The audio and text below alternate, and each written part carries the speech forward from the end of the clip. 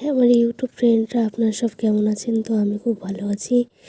তো আমাদের বাড়ির থেকে একটুখানি দূরে বেরিয়ে এক জায়গাটায় গিয়ে আমি একটু বসেছিলাম। তো সেই জায়গাটায় অনেক পরিমাণে হাওয়া হচ্ছিল, এত পরিমাণে হাওয়া হচ্ছিল যে আমার চুল লম্বা লম্বা চুলগুলো সব উড়ছিল অনেক বেশি।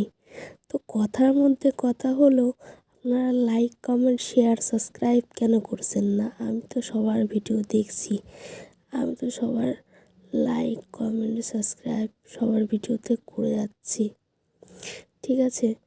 তো আপনারা একটু দেখেন, ঠিক আছে?